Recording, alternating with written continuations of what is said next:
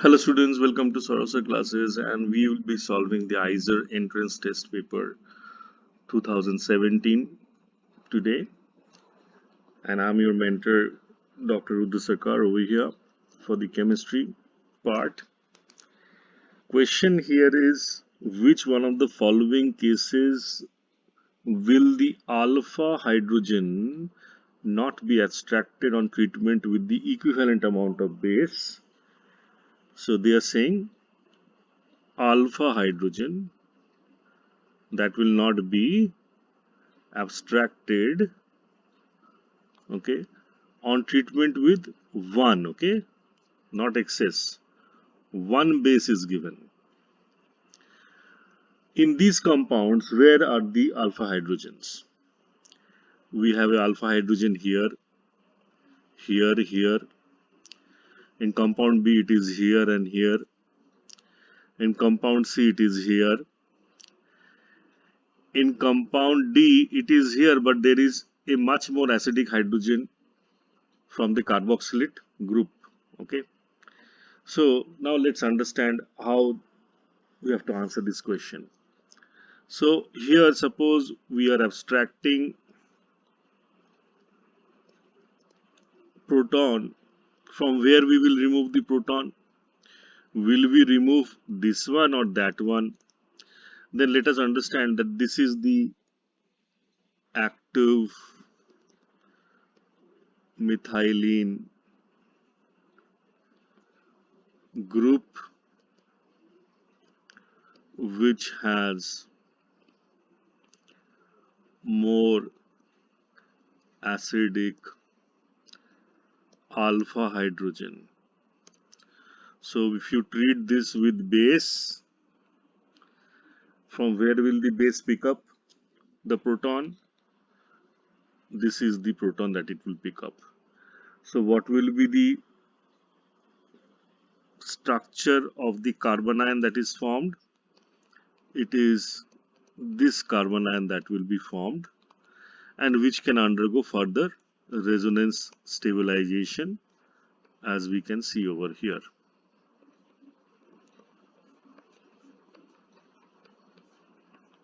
Like that.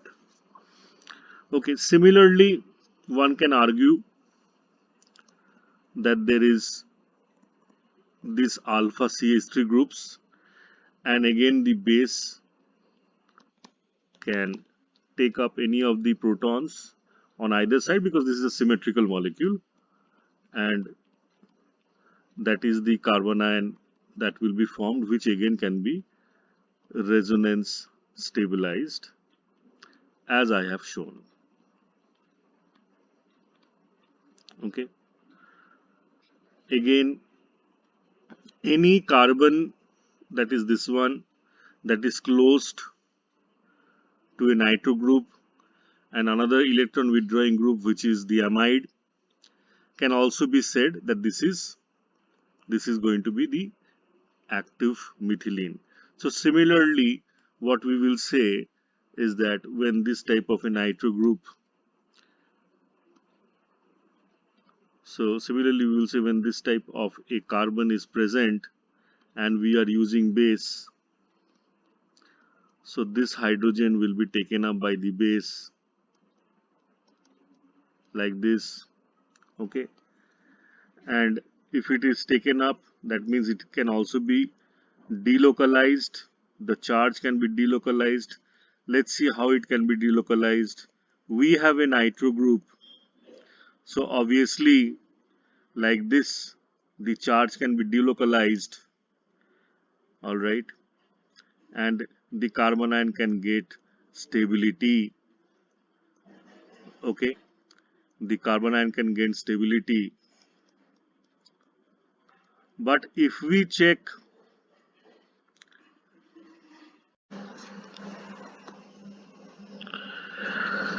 now the question out here is, arrange the following compounds in the decreasing order of basicity. We are doing this question.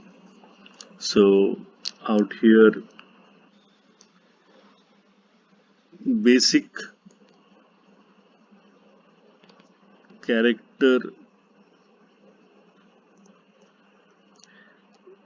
increases with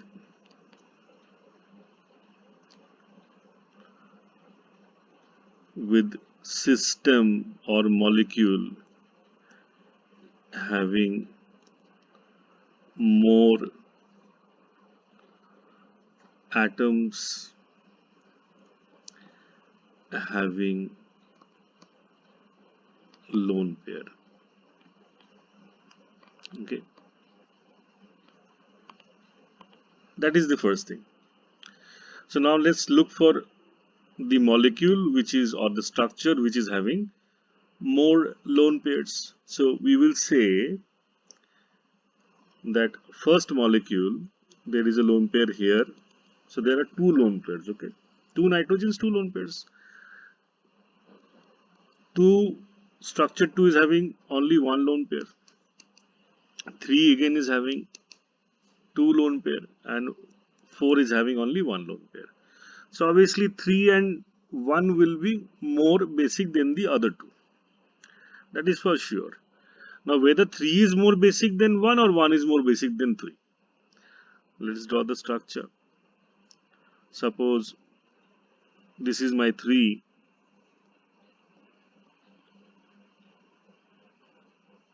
Okay.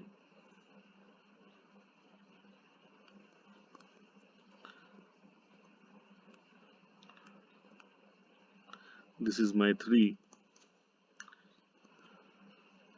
Now, one very important thing over here, whether this lone pair is more basic, this is more basic, or that is more basic. So what we will say, this is more basic. Why? This is not conjugated.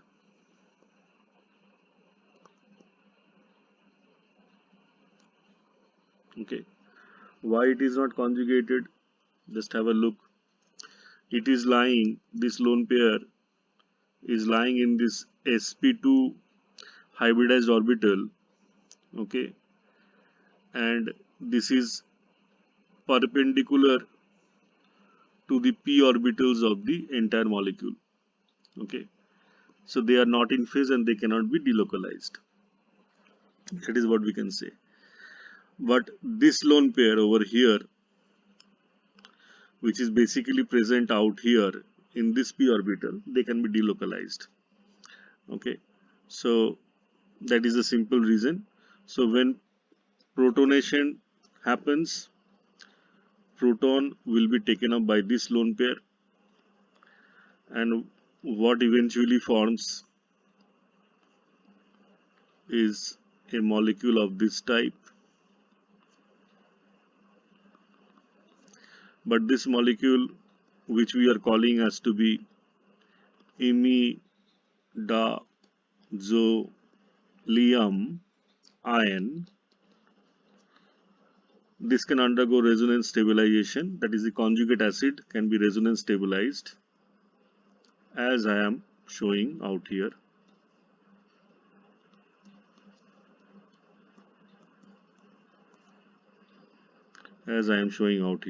Okay. So this is conjugate acid having resonance stability. One should also remember that basic character or basicity increases with conjugate acid stability. Conjugate acid stability increases, basic character increases. Conjugate acid stability can increase by what? By resonance. Okay. Let's watch this one. Okay. Now, and this imidazolium ion is what? It is aromatic. Please understand. In nature. What about the other one? What about the molecule which we are calling structure 1? Similar reasons, this will be more basic than that one. Okay, so when you protonate, proton is going to attach over here.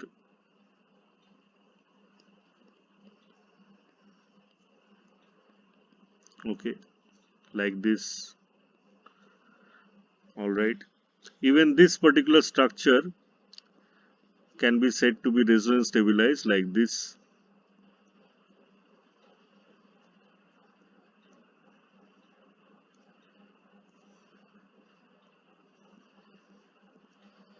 Alright.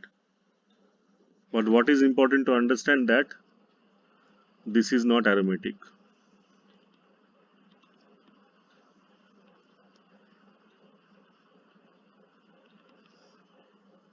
Okay. Again, if we have to now compare between 2 and 4, obviously 4 is more basic. Why it is more basic?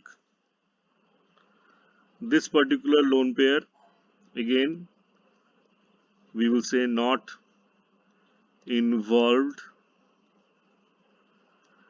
in aromatic character, so more available, as simple as that. That means it has more basic character. Better to draw the structure in this way to have a better understanding. Suppose this is the lone pair, okay, and these are the p orbitals which are obviously lying perpendicular. Okay, so this is not involved in, or this is not delocalized. But if you see the structure of p-role, what you will say that in the structure of p-role, lone pair is lying here, okay, and it is delocalized or involved in aromatic character. The lone pair is used, it is used to attain aromaticity. Okay, it is involved in aromatic character, so lone pair not available, lone pair, let's say less available, okay, less available, and hence, and so less basic.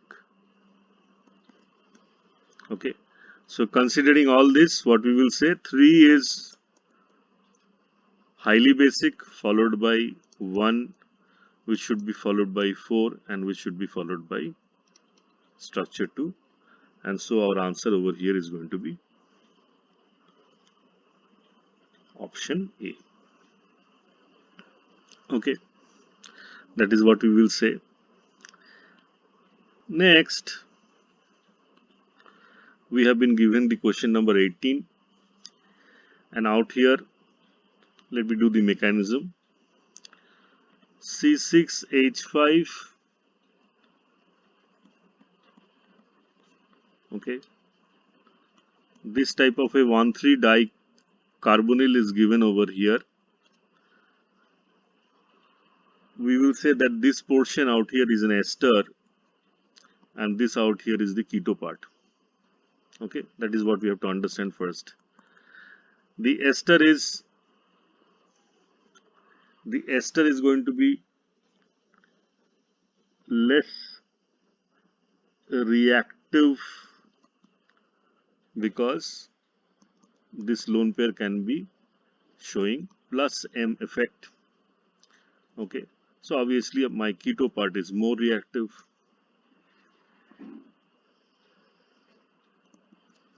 Now what happens? Reactive towards what? Nucleophilic addition.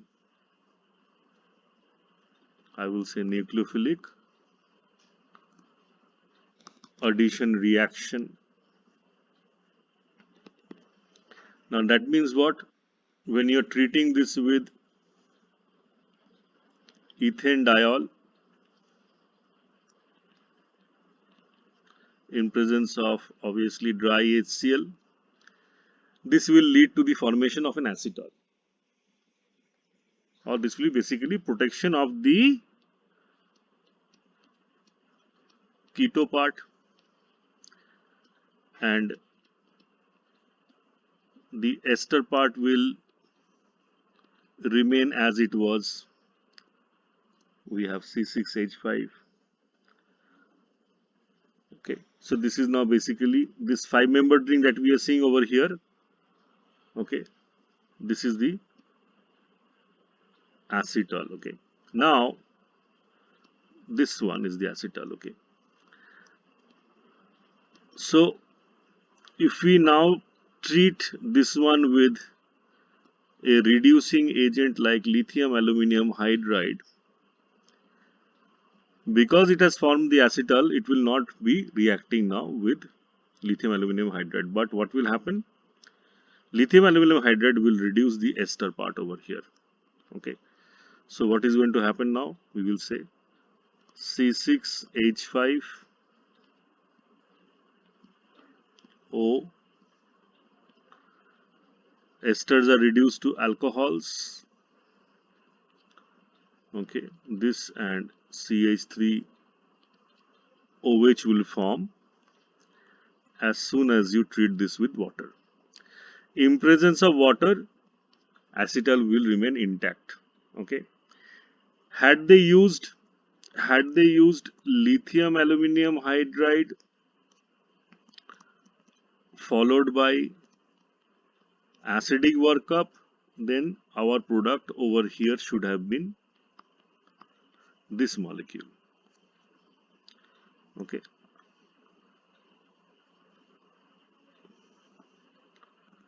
but they have given you only water and no acid, so one has to be careful with this type of questions. So out here our answer is going to be D and not C. Okay, so people might think that C should be our answer, but C will not be our answer. Next question, it has been given in 19, for the following reaction, identify the carbonyl group that shows highest reactivity. So basically we have been given an amine over here and we have been given set of carbonyl groups. Okay. Now we will say reactivity of aldehydes versus ketones. It is aldehydes more reactive than ketones.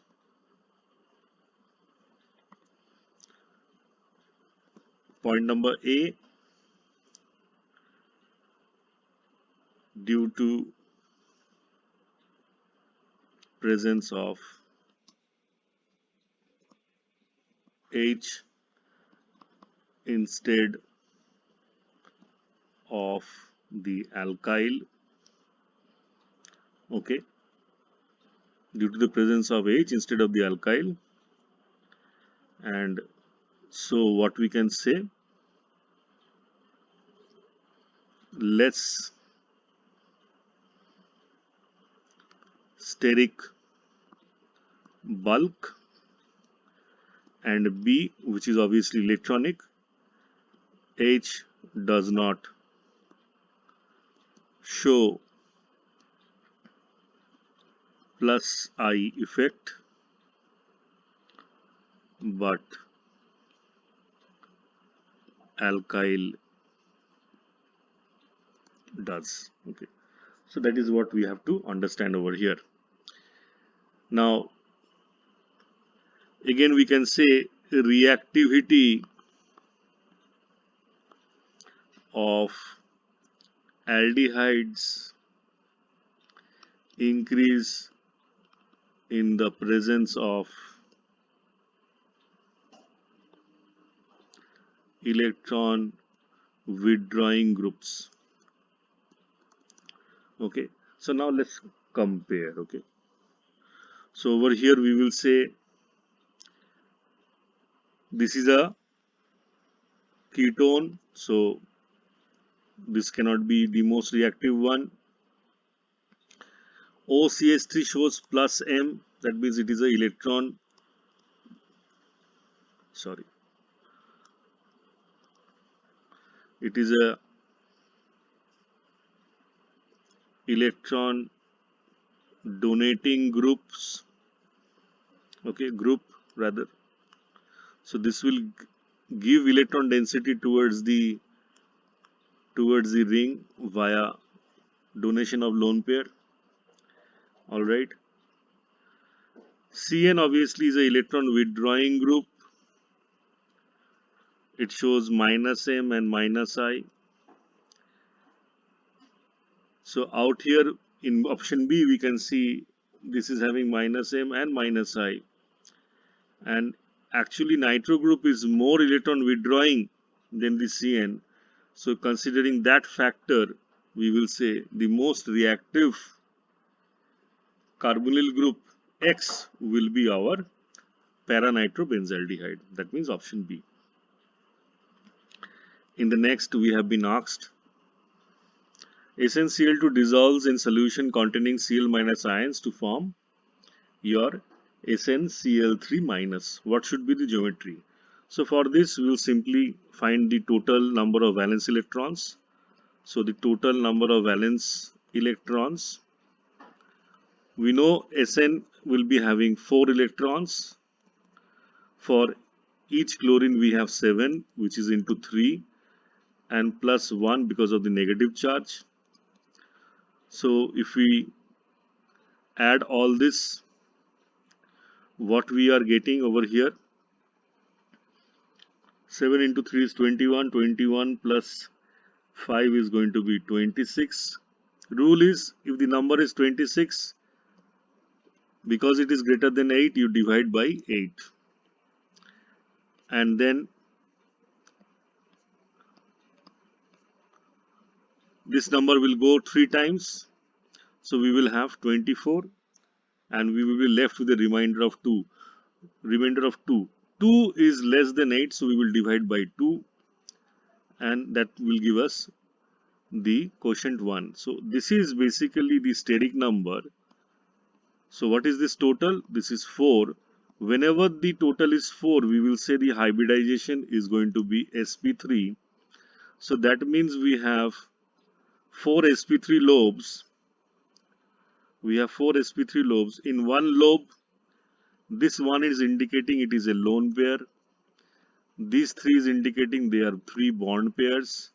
So we will have 3 Cl occupying the or bonding with the sp3 lobes, and in one of the lobes we will have the occupancy of the lone pair.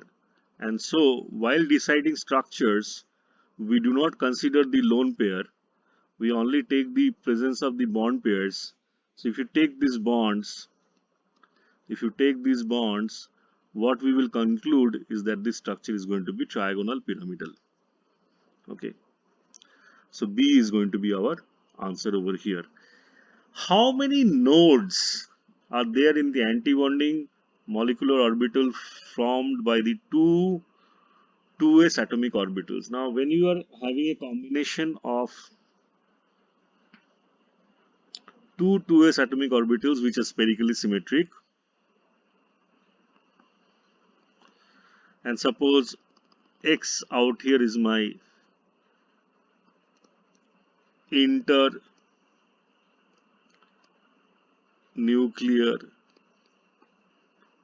axis. So if I am combining these two orbitals and we are thinking about the formation of the anti-bonding orbital, okay, so the bonding orbital will be what? Below, like this, and this will be our internuclear axis, whereas the anti-bonding orbital will be formed above because it will be higher in energy, and this will be the shape of the anti-bonding orbital, and this is our internuclear axis. All right, now we can see over here that this portion is empty, and we can think of a nodal plane or a nodal point out here like this. Okay, nodal point out here like this, and this line is passing through that. Okay, so obviously we will say that there will be only one node when we are considering the antibonding orbital, molecular orbital of the 2s orbital. Okay, next we have been given this reaction, so let us do the mechanism. This is the Grignard reagent which will be making a nucleophilic attack on this carbon. So out here what we are going to have is basically a ethyl group like that, and we have a MgBr. Okay, now this is your C6H5. If you treat this molecule with water, obviously that will remove the MgBr and lead to the formation of OH. Then we have C6H5. If we reflux this with H2SO4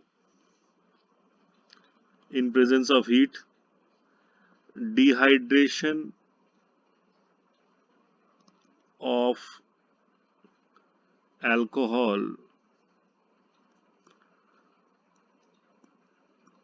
via E1 mechanism will take place.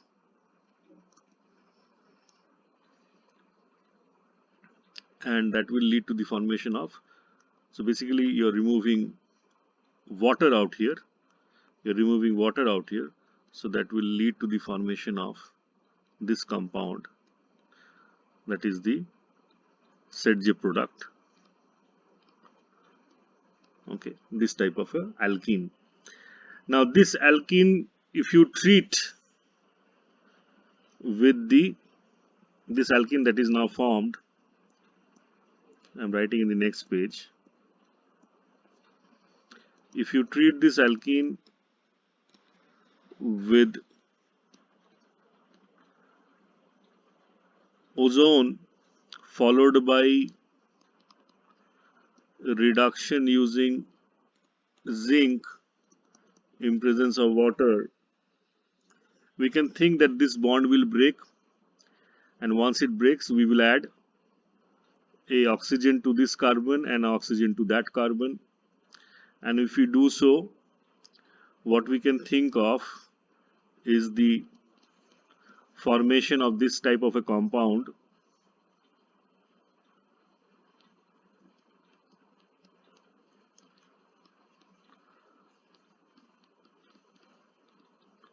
okay.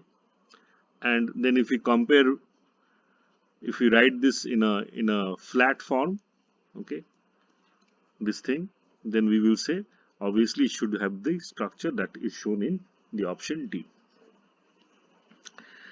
Now we have been given this question 23,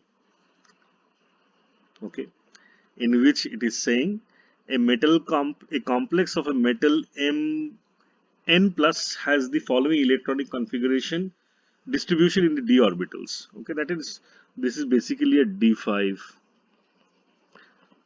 high spin complex. Okay, that is what we have understood so far. The neutral M has a ground electronic configuration Ar4s2 d6. So obviously this we will say is going to be our, possibly this is going to be Fe. Alright. Now it says which of the following complexes is consistent with the electronic distribution given above or described above. Now over here when we are saying M6 F6 4 minus, so if you try to calculate the oxidation state of this one, which we will say as X, for F we have -1, so it is going to be -6 -4, so X is going to be 2.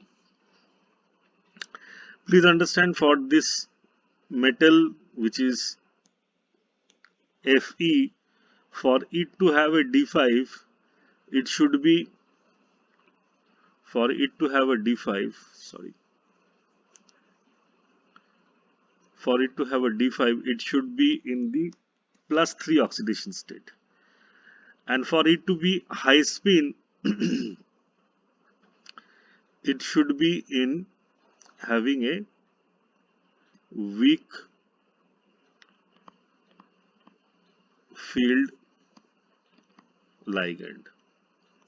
The choices of ligand that has been given to us over here is F minus and Cn minus, and we know for sure that this is our weak field. This is our weak field ligand, that is our F, and Cn is a, we will say Cn is what? Cn is a strong field ligand. Okay, that means M is actually attached to F, so it cannot be Cn, that is for sure. So these two options we will cancel out, we will not calculate. Okay, that is how we can omit. Now for MF63 minus, what is the equation? It is going to be X minus 6 minus 3, and X will be then plus 3. So obviously we will say the answer is going to be B. So that is how we can answer this type of questions. Let's go for the question number 24. It says identify the complex that can exist as a pair of enantiomer. And we have been given trans CO. This is basically ethylene diamine and Cl2. So what we will say for the trans CO, that means we have a chlorine over here and a chlorine like that at a 180 position, and this NH2, it will be something like that.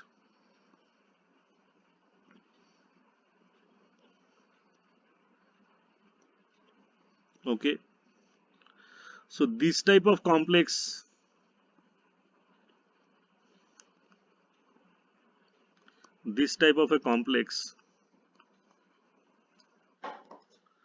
okay, one can say it has a sigma plane of symmetry. It has a sigma plane of symmetry passing through this 4 nitrogen atoms. Okay, passing through these 4 nitrogen atoms like that. So the molecule will be divided into 2 halves. Okay, so if the molecule is divided into 2 halves, over here we will say that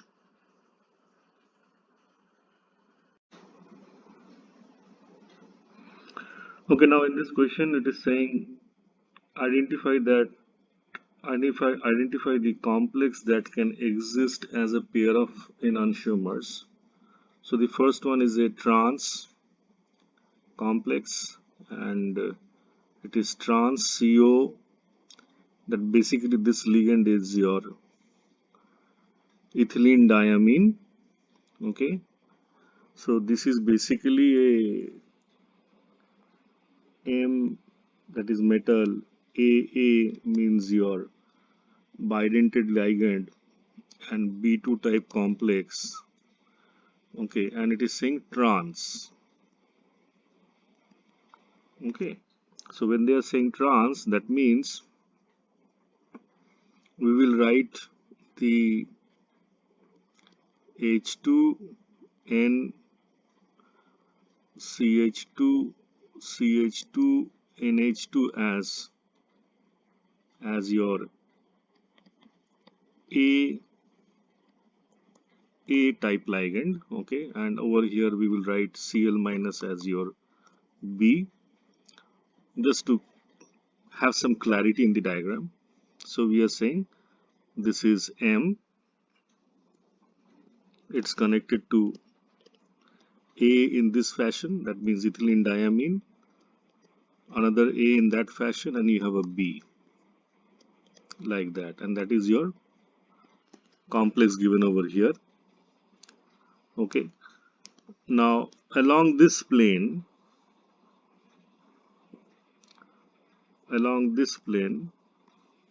which is basically this one, this plane is basically dividing the molecule into two equal halves, and since we have B, which means the chlorine atoms below and above, so this will divide the molecule perfectly into two equal halves, and whenever a molecule has a sigma plane, then we will say it is having no optical isomerism. Okay. Similarly, complex B, which is CO NH4 Cl2 plus this molecule also. Okay, again this will be, we will say, if you draw this molecule, say CO NH3 NH3 NH3, you draw this in this fashion, that is in the transform. Then also we can see along this there is again a sigma plane dividing the molecule into two equal halves. So again we will say this is having a sigma plane of symmetry, and so it should not be optically active. If you even draw the molecule in another arrangement, okay, let's say this arrangement is something like this. Say in this cis fashion, say something like we have a Cl, we have a Cl like this, then we have a NH3, we have another NH3, we have another NH3 on the top, and here you can think of a plane, which is passing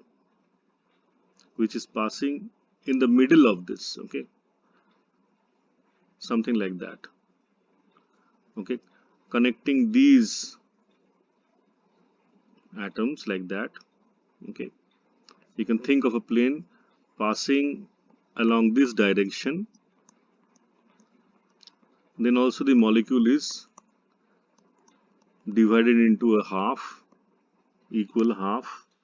Okay, so this is the plane passing perpendicularly, and so the molecule can be divided into an equal half like that. Okay, so then also we will say it is having no optical isomerism. All right, if we take the other molecule, which is C, interesting point is we will say, so let's just create some space for us. Okay,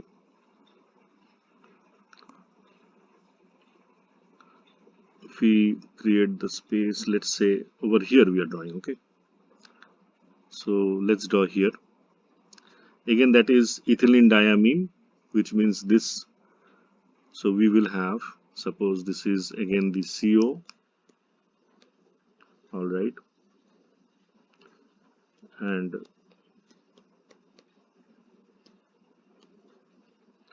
this is the bonds for the ligands to bind. Then it is basically a, we will say a M, this molecule is basically a MAA whole thrice type molecule. Okay, and so it should be showing optical isomerism. Now this is one of the pair over here. Okay, This is one of the pair over here. What will be the other one? Say this is the mirror plane. The other molecule will be something like this.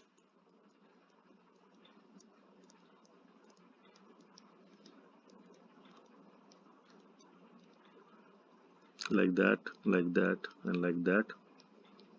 So we can say this molecule is a mirror image of that, and so this will be showing optical isomerism. What about D? This molecule is basically a tetrahedral molecule, and for tetrahedral molecules, okay, there should be four different groups. Four different groups for it to show optical isomerism. Okay, but here we see that there is a Br, there is a Cl, but there are two such triethyl phosphine ligands, so it is not having four different groups, and hence it will not be showing optical isomerism. So the molecule showing optical isomerism will be option C. Okay, let's go to the next question. What is the next question? Which of the complexes is expected to be colored? Now, over here, aluminium is in 3+ state, okay, and we can see its electronic configuration is what? It is basically neon. All right, so we are seeing no electrons in d orbital, so it cannot be colored.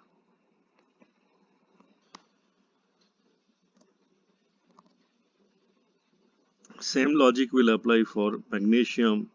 It is also having the electronic configuration of neon, so no electrons in the d orbital, so cannot be colored.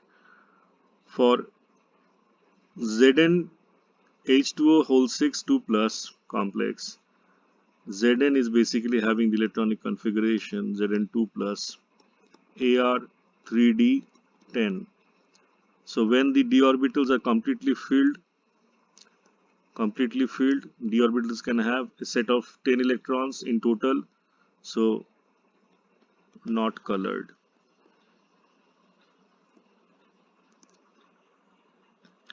But as we can see, for the nickel, it will be colored. Why so? Just understand, nickel 2 plus is Ar3d8.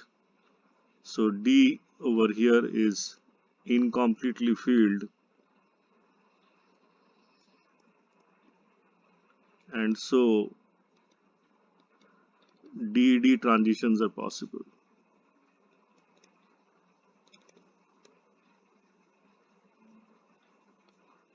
And so it is, and so it is going to be colored. In the next question, they have said density of 3 molar solution of NaCl is 1.25 grams per ml. Calculate the volume of water required to make 1000 ml of NaCl solution. Okay, so what should be the weight of solution? We will say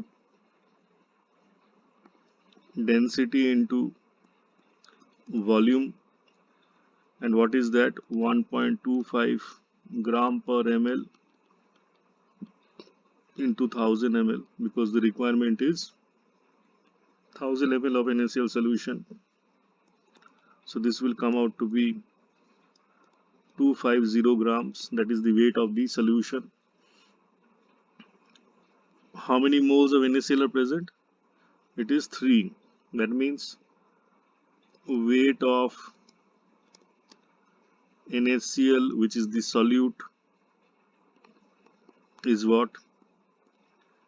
3 moles, okay, into molecular mass, that is 3 into 58.5 grams, we will say over here. All right. So basically weight of the solution, not solution but solvent, is what? Weight of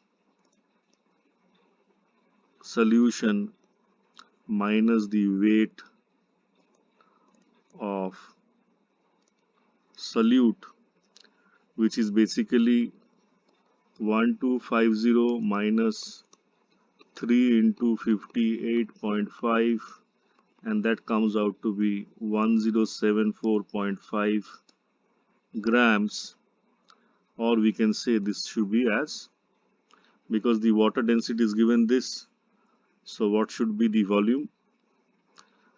Volume is basically what? We will say mass by density, and that is 174.5 gram divided by 1 gram per ml, and that should come out to be 10745 ml of solution. That should be our answer for this question. Okay, let's go for the next one. It says electric current is passed through an aqueous solution of copper sulfate using PT electrodes. After some time, the blue color of the solution disappeared. Okay, with the evolution of O2 gas. Which of the following statement is correct regarding the resultant solution? Now we have initially copper sulfate. Okay, that means aqueous copper is present, hydrated sulfate is present, or aqueous sulfate is present. Water undergoes electrolysis to give you H plus and OH minus. Now when there is H plus and C copper ions, okay, selectively Cu2 plus is reduced. It is the Cu2 plus that gives the blue color to the solution, okay. And when sulfate and OH are present, OH is selectively oxidized. So what we should say, reaction at cathode, what it is going to be? Basically reduction reaction at cathode. So over here copper 2 plus is going to accept 2 electrons to form what? Copper. That means with passage of time, copper is going to get reduced and form copper solid. So solution is becoming from blue to colorless. What is happening at anode? So we will say reaction at anode. Over here OH minus.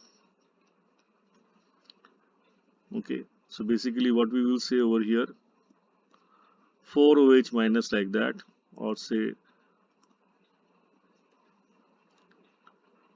okay, let's say 4 OH minus will be giving out 2 H2O, O2, and out here 4 electrons. Okay, so OH is basically getting oxidized to O2.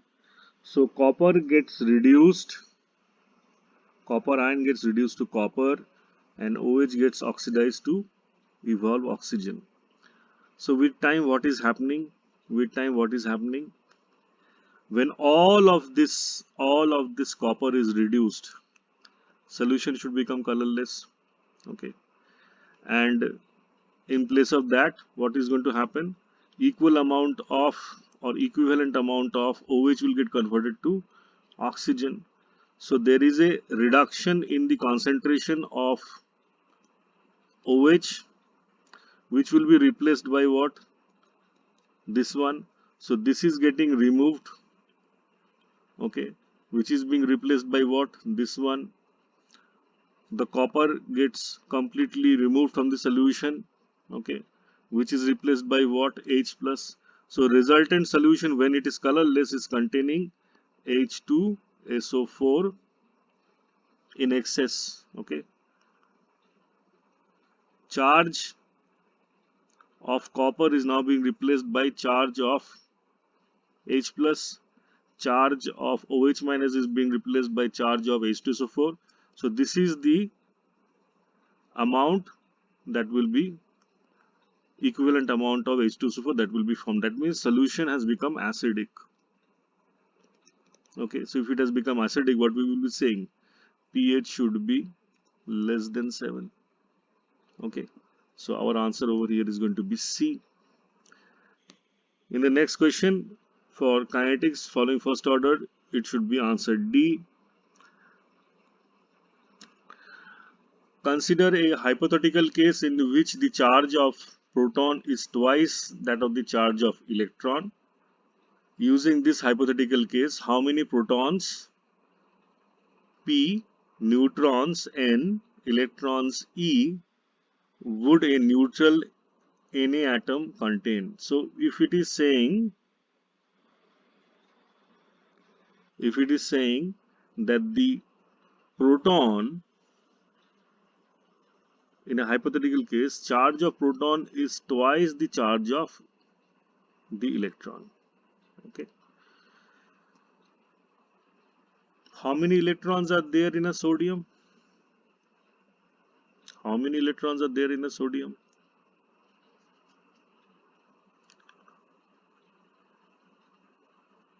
It should be actually 11. It should be actually 11. So E actually should have been 11. P actually should have been 11. Okay. But and because Z is equal to 11 over here. Okay. That means using the simple formula which says mass number is equal to P plus N, okay, or Z plus N, whichever one you want to use, you can use. So if this is 23, this is 11, then what is the value of N? N should be actually 12. Okay, N should be actually 12. Alright. Now, hypothetical case, it is saying what? Charge of P is twice charge of E. Now P we know is having a charge of 11. Then for this hypothetical case, E should be 22. And if you check which option matches with it, we will say it is answer B. In the next question, it is given magnitude of the reversible work done by an ideal gas is in four different processes: isothermal expansion, adiabatic expansion, constant pressure expansion, and free expansion are given as Wi, Wa, Wp, and Wf respectively. Choose the right order of sequence for the magnitude of work done. Change in the volume in all the is same in all the processes. Okay, so this can be easily understood by using a PV graph. Okay, and using the area under the curve. Okay, so suppose we have a point P, all right, and we are saying there is a expansion happening from say a volume V1 to a volume V2. So this is expansion at constant P. Alright, we know that the adiabatic curve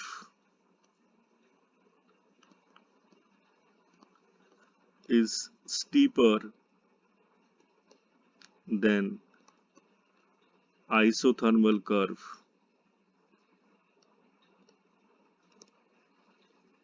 Steeper means what? Higher slope. Okay.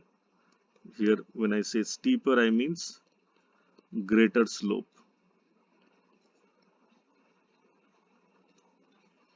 So if I say this is adiabatic, then this should be isothermal. Okay. So this is your adiabatic expansion and this is your isothermal expansion.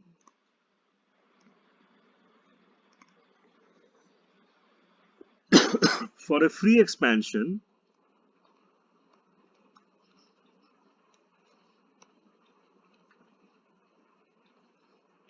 which is WF,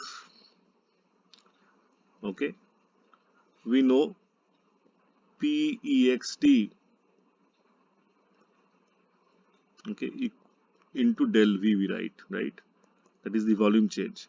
PEXT over here is 0. Okay, so we will say WF is going to be 0. So this will be the lowest work obtained. Okay, free expansion should be lowest work obtained. Now if you compare the area, you can already see that under adiabatic, this is my area. Alright, that is my area for adiabatic. The area for the isothermal will be this total area, which I have shaded in yellow. And what should be the area for the expansion under constant pressure? That is the total black square that I have highlighted. So we can already see that over here we will say WP is greater than everybody. WF is minimum in respect to everybody. WI is less than WP, whereas WA, which is the adiabatic work, will be less than that of WI. So this should be the order, and hence we will say our answer is going to be over here A. I hope that explains all the questions of this particular paper. Thanks for listening. Keep visiting Our Classes. This is Dr. Sarkar over here. Have a great day.